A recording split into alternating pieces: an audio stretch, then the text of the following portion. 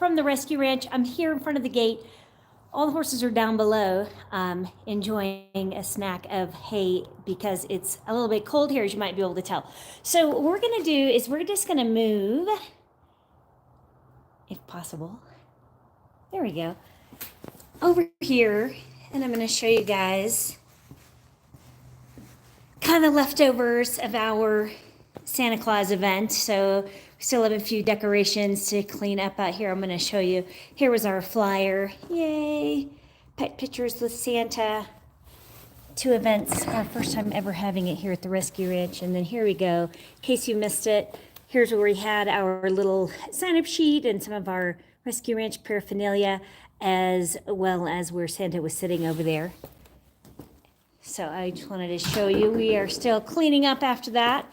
We're going to come over here through our beautiful new windows that we have in our classroom, because if you've been following along with us for a while, you might know that we didn't actually have any kind of windows in this classroom. So now we do. We still need to finish the walls, so be gentle with me as far as finishing the walls. We did get this beautiful floor put in, but I just hope that you can imagine horse lovers or animal lovers of any kind, or just nature lovers for that matter, being able to come here and use this room, being able to look out the window and see horses live right out there, and learn about positive reinforcement, because what does that matter, right?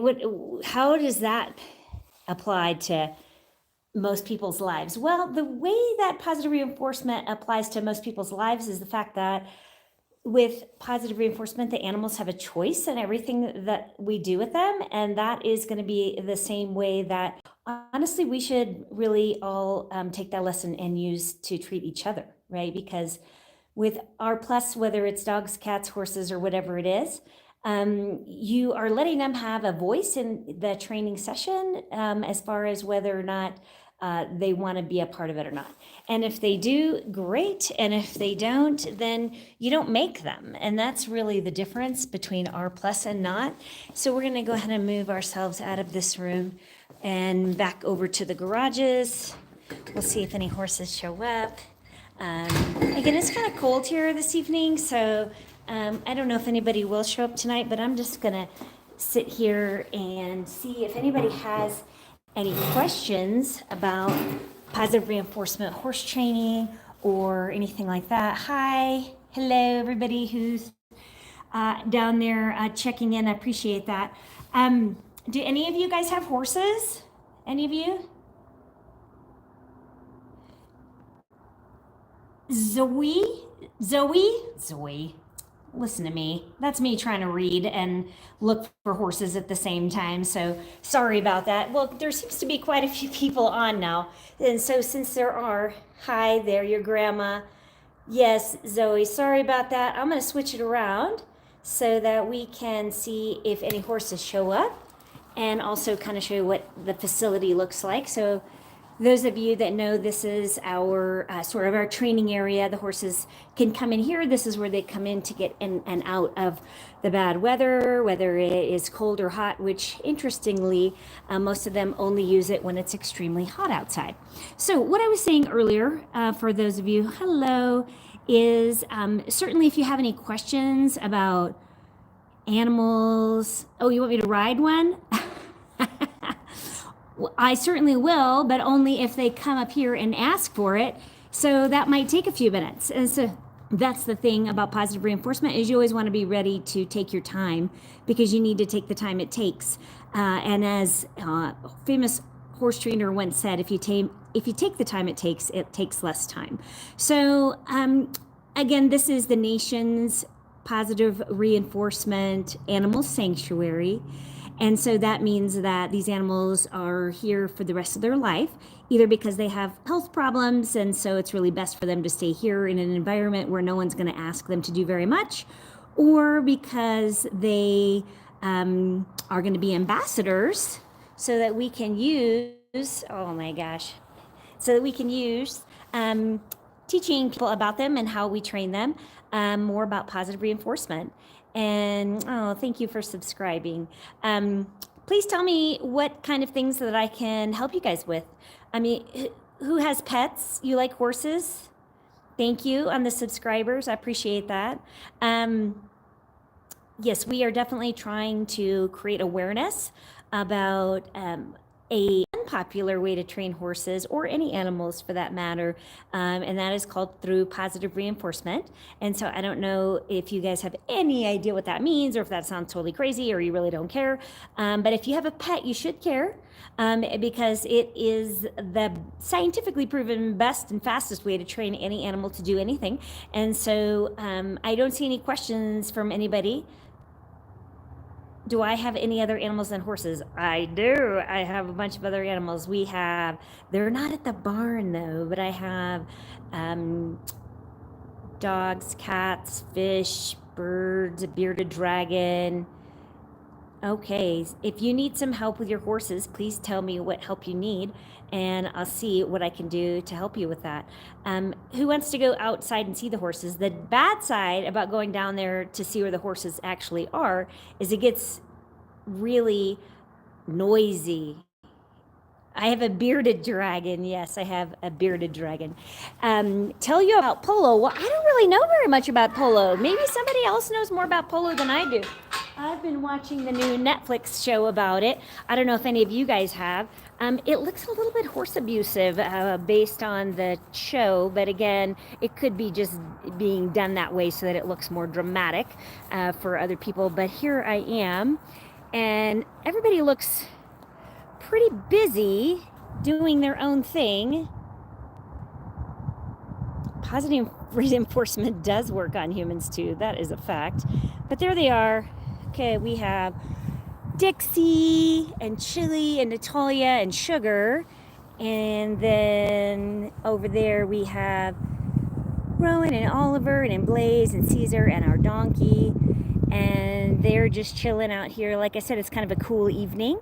So they are loading up on hay before it starts to get dark. And the wind is kicking up too. If you guys can see, the wind is getting a little crazy. And I'm probably going to go back inside because, see, none of these guys are too terribly interested in coming to do things. But I say that, and then here comes Caesar, and here comes Chili, and here comes Dixie. Okay, so let's go inside. Come with me, and we will see if we can get Dixie or Chili or one of those guys to actually come all the way in here and hang out with us instead of just coming that far. So that's what I like to do with positive reinforcement is, you like Dixie? Dixie is so pretty. Oh, you guys, look who's coming. I'm surprised and pleased. We have Chili. Come on in, Chili. Oops. What do you think? So she has the option going down there if she'd like. She could also go down there if she'd like, even though there's not much down there. But instead, she's choosing to kind of stand in the doorway, which isn't really the best. So I'm going to go ahead and close this. Chili is a girl. She is a Mustang. Oh, and here comes another Mustang. Here we have Caesar. He's coming in.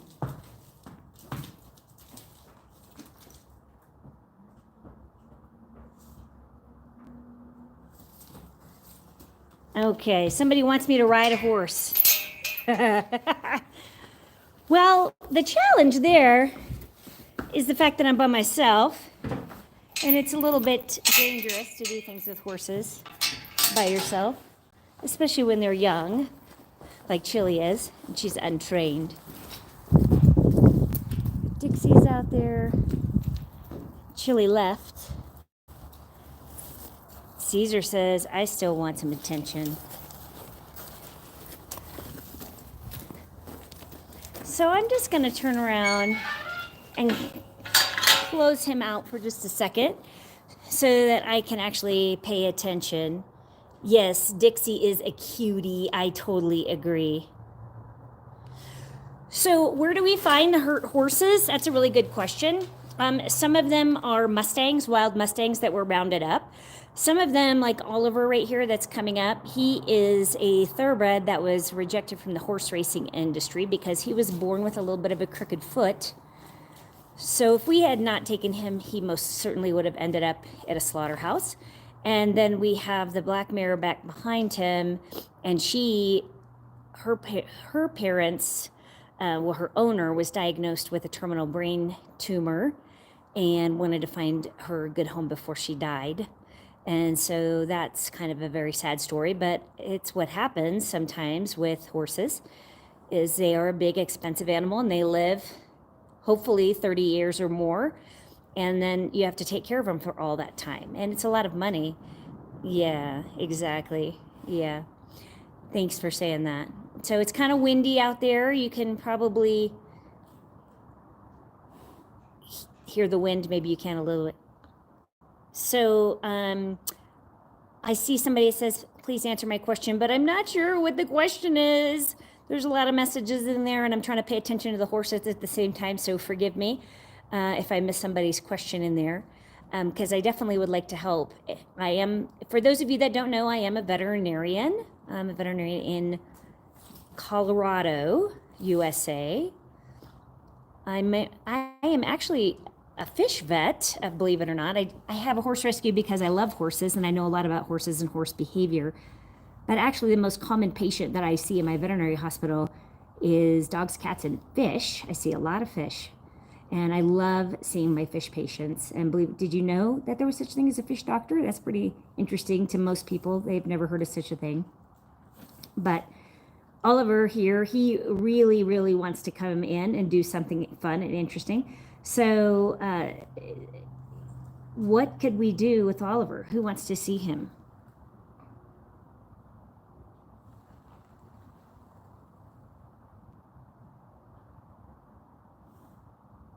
Oh, where did polo originate? I did miss that question.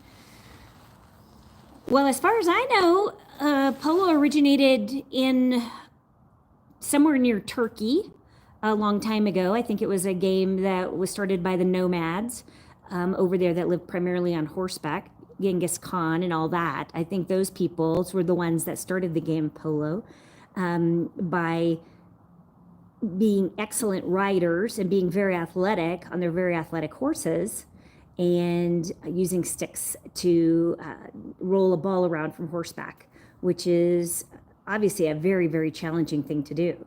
And we do not do polo here. I've personally seen a lot of polo horses that only have one eye because they've gotten hit in the face with the mallets or with the ball. And yes, I am a horse doctor, yes. And so I think it's a little bit of a dangerous sport. And so it's not one that we practice around here because these horses don't look like they're anything except in retirement. Wouldn't you agree? They don't want to do any crazy polo. They says, I just want to line up for treats. Yeah, I want to line up for treats. Is that what you're saying, buddy? Yeah, so I'm going to actually go get him some treats because I have some. I have some right over here, so let's go over here and get the treats. I had brought some carrots out here. Treats! All right, so here we have all kinds of treats, but right now I just have a couple of carrots, so we're gonna use those. Oh, but animals do talk. I mean, they really do if you just really listen to them and pay attention to what they're saying to you. They may not speak in your actual language of your voice, but they certainly do a great job of communicating.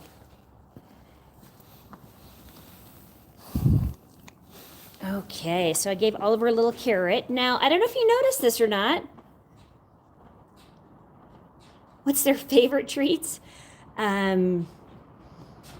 Their favorite treat is, yeah, I know, cutie, right? Oh, it is getting so windy out there, you guys. It is not fun. So you got to be careful on windy days with horses because sometimes they get spooky. I don't know if you noticed that in the background, but they all started getting kind of jumpy, and she's getting a little bit jumpy too. And their noses are really, I see how he's putting his nose up really high. And we've got the donkey that's out there in the background who's kind of got his ears back like he's getting blown away. All right, here, let's give her a treat. But super important that I'm doing it way down low.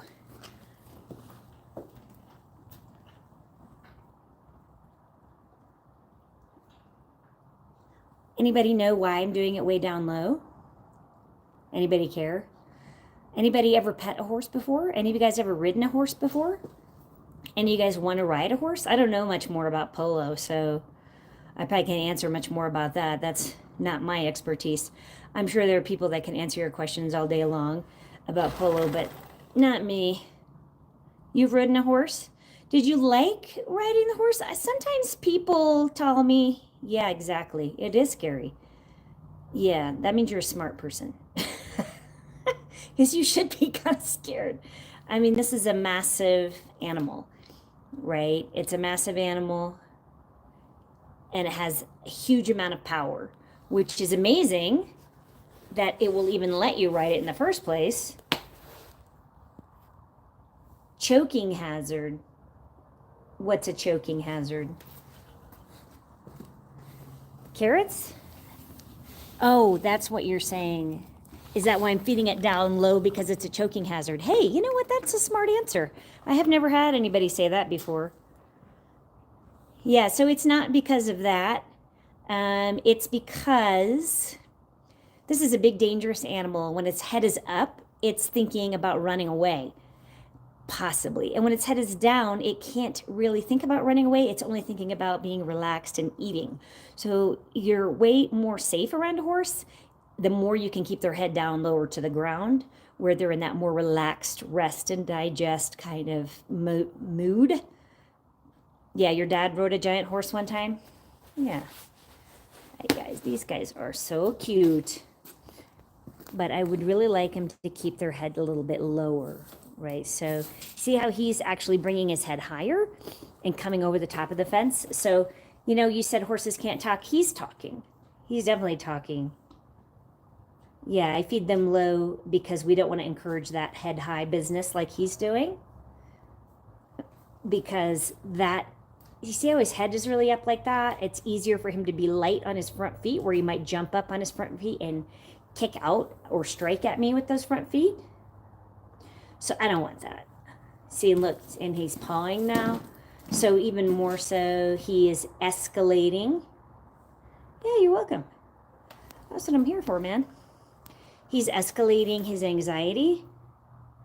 And so I have to get away from the situation a little bit, because I don't want him practicing pawing at the ground and being impatient and saying, give me that treat, okay? So that's positive reinforcement, right? So we usually work a lot from behind a fence to see what kind of mood the horse is in. And if they're in that sort of demanding mood, like, I'm gonna paw the ground if you don't give me that carrot right now, okay? So that's not very friendly, that's not very nice. So that's not something that an animal I really wanna hang out with, right? I mean, if your friends are like, hey man, give me some of those Skittles right now. Get over here. I said, give me the Skittles, right? I mean, if your friend said that to you, you would be like, no, be nice. You don't have to ask me nice. You know, I'm not just going to share my candy with you if you are going to be rude like that, right? And so it's the same thing.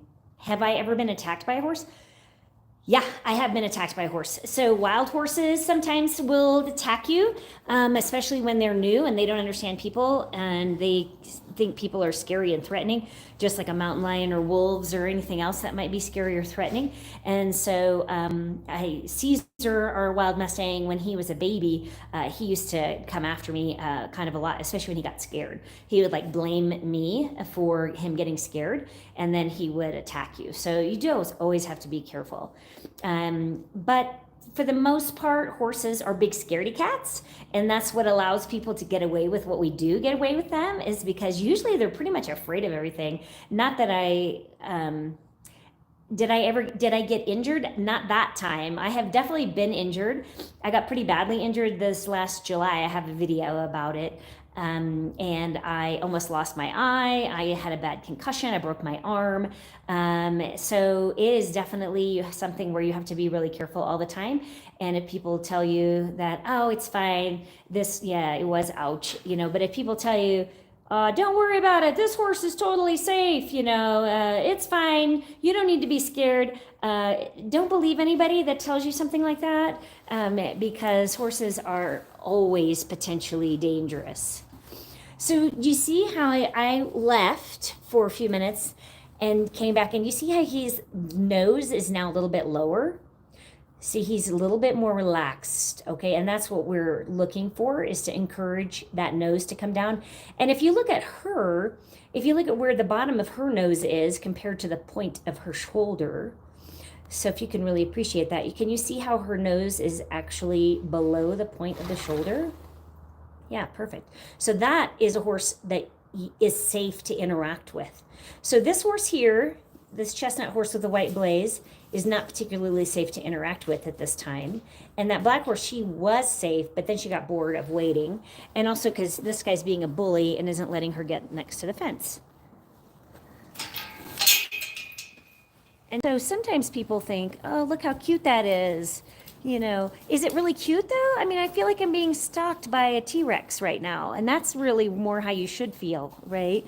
It's like, I don't want to get mugged by this animal that's coming at me, right? I mean, it's great and all that he likes me and that he wants to be my friend, but I don't want him I mean, he is fully capable of jumping over this fence. He's coming at me again.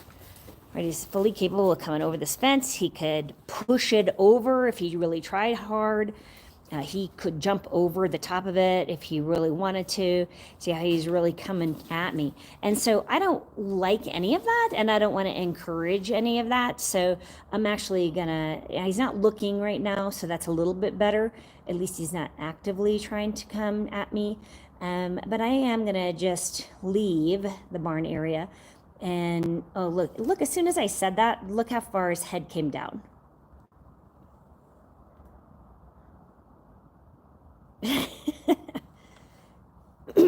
Yeah, it would not be good if he were to jump over that. I'll just open this door behind me.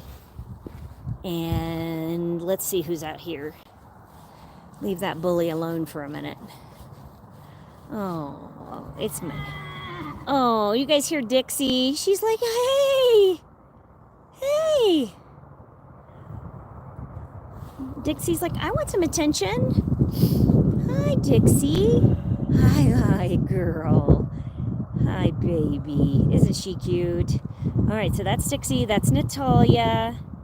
That's Chili. That's Donkey back there. That's Sugar. There's Blaze. She raced 52 times, so she's a racehorse. She was. And then we've got Caesar right there. And he's the one that dumped me and hurt me this summer. But now we have Natalia. So from a positive reinforcement standpoint, from all of these animals here, the one that you would want to spend the most time with is this one right here, Natalia. Yeah, she won a lot of races, actually. Blaze was an excellent racehorse. She was going to be retired. Oh, she's like grabbing the fence and banging it to make sure you know that we're talking about her. Do you think that's an accident? I don't think so. Who said earlier that animals don't talk? I disagree. She's yawning. She's fussed. Look at her yawning back there. Her head's way down low. She's very relaxed and happy. She knows that we're talking about her. She definitely knows. That Palomino is gorgeous. Well, which Palomino? We have two ladies here. We have our beautiful little Mustang, Natalia, and her Mustang sister, Chili. And then we have another Palomino back there, Miss Sugar. But everybody else is not allowing her. Okay, and now Oliver, who was inside and being kind of a bully, you see how he came outside and now he's being kind of a bully out here? Oh, thank you for subscribing, you guys. I'm here for you if you have any questions about dogs, cats, fish. Thanks. Vegan diets for pets. I recommend that a lot too. So people want to talk to me about cooking pet foods, I talk to them about that. But here's Rowan.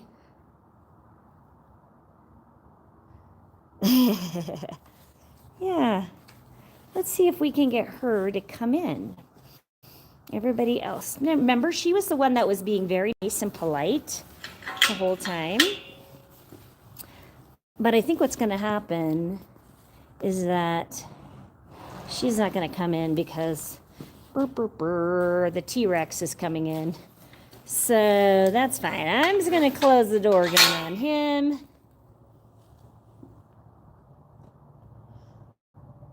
Do I own this horse thingy alone? I do. I do. I own this horse thingy alone. I have volunteers that come and help me. But mostly it is myself and my family. They help some, and we have some helpers who help some. But you see how he's like pushing on the fence, and there's Blaze back there, the one who raced 52 times. She is a stellar athlete. She is awesome. But I'm just going to back up again because he is being kind of ornery again, and we don't want to encourage that. Okay, so let's try to go back out front and see if I can get Natalia separate from everybody else, because she's really been begging me all day long that she really wants to do something fun. Bye. Thanks for stopping in. Really appreciate the interest.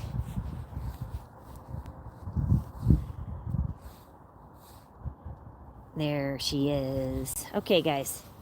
Let me see if I can get her out by herself. Come here, babe.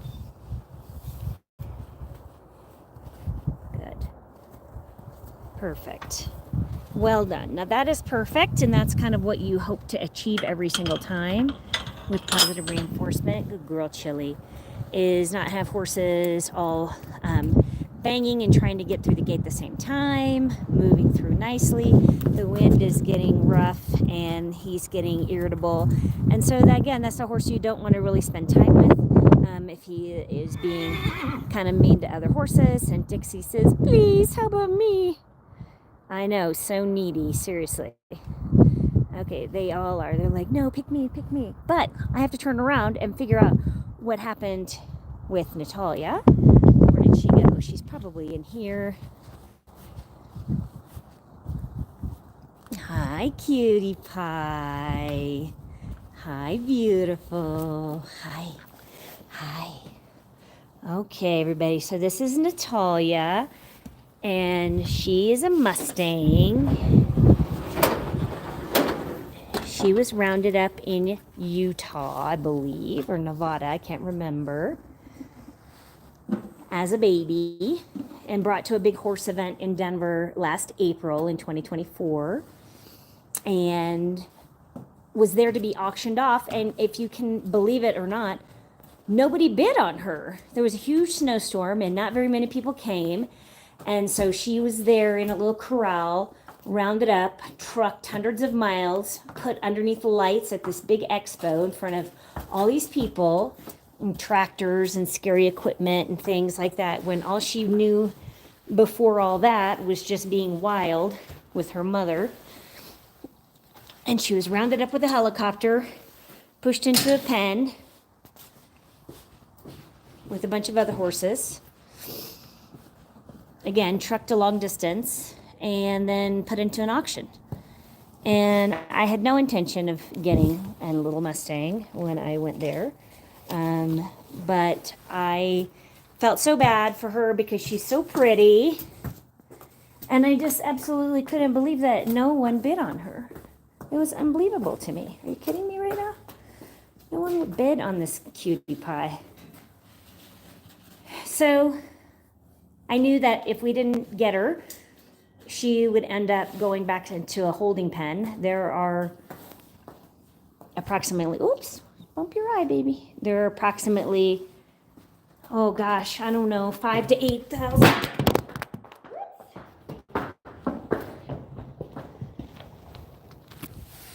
Sorry about that. Little equipment malfunction.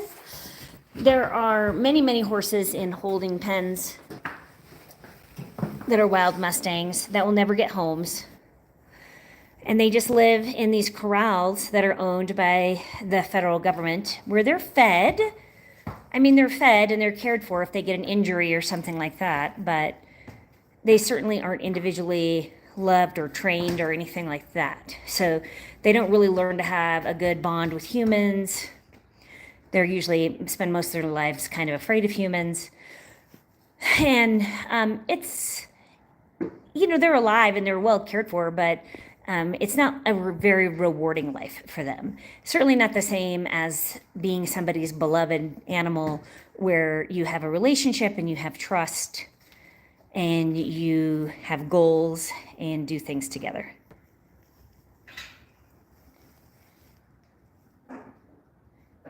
So somebody said with the gelding, oh gosh, I can't read it. I'm so sorry. Somebody asked a question about the gelding who was being assertive and I missed it. I apologize. Why are they rounding them up? They round them up because they say that they do studies that show there's not enough food or water out there for them and that they are going to starve to death if we don't round them up. And because they're federally protected, they can't just be killed like coyotes or rats or something like that. So the government has to do something with them. So for now, we don't have a good solution for this, but what they do with them is they just put them into huge corrals with thousands of other animals, and they just stand around in there. They don't get pasture time. Again, they don't get training much. Some of them do. Some of them get adopted, but there's an awful lot of them that don't get adopted. Yeah. All right. So that's where they are rounding them up. Okay, guys, we've been out here about 30 minutes. And I really, really, really, really appreciate everybody that's been here and shown an interest and asked questions. But I don't feel like I'm being as helpful as I could be. I know somebody said they wish I would just ride one. And I could do that, actually. Now that we have her in here, I'm either going to put her up for the day or I might just try to get on her. I do have my helmet on, so I could do that. Depending on how relaxed she stays. Hi, babe.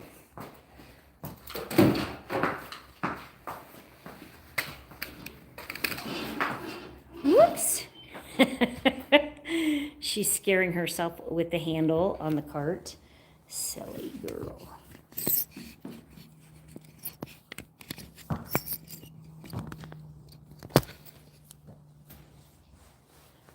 Okay. Well,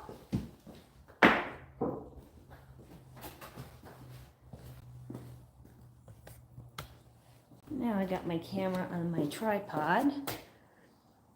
But she's more interested in hanging out with her friends than she is hanging out with me.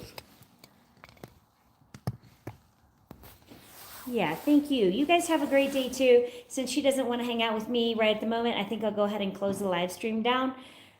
But again, thanks for checking us out. Come back anytime. Please, please, please, if you have any questions about animals, dogs, cats, fish, diet, behavior, anything like that, I definitely can be an amazing resource for you. I can have all these courses here to demonstrate all the different things we might want to know or do or teach.